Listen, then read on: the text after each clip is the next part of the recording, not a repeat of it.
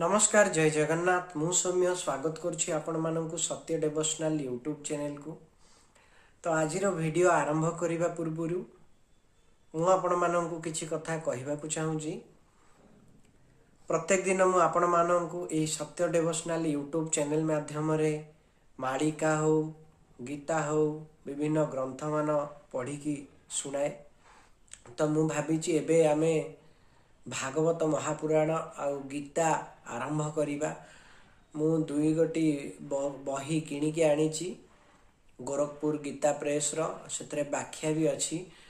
मु चाहूँगी कि मु भी मो जीवन रे प्रथम थर गीता पढ़ी जदि मो पढ़िबारे किसी त्रुटि रही जाए मते क्षमा कर देबे।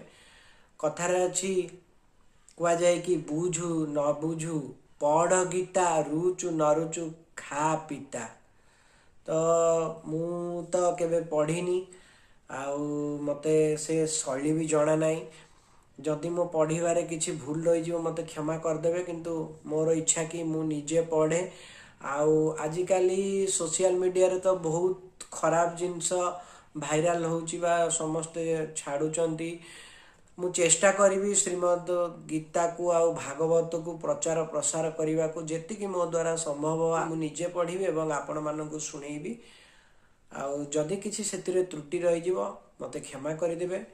तो चलंतु आरंभ करिबा भक्त कवि बलराम दासंक विरचित ब्रह्मांड भूगोलर 71तम अध्याय। अर्जुन उवाच अर्जुन विनय वचने कहई कृष्ण सन्निधाने कथाए पचारि विमुहि फेड़ीब संशय गोसाई कर्म सरिले फल क्षय लब्ध क्लेश मात्र रहे ए अर्थ कह भगवान नमई तुम्बर चरण।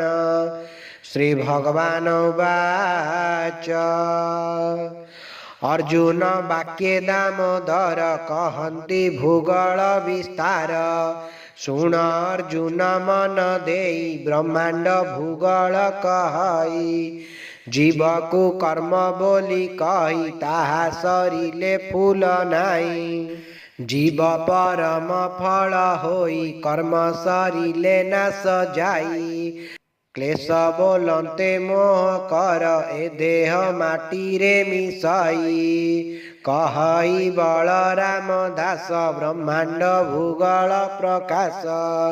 इति श्री ब्रह्मांड भूगोल वर्णने हरि अर्जुन संवादे 71तम अध्याय समाप्त। जदि आपण मानक हमर भिडियोटी भल लागते तेबे हम चैनल को लाइक शेयर सब्सक्राइब करने को अनुरोध। जय जगन्नाथ जय पंचसखा।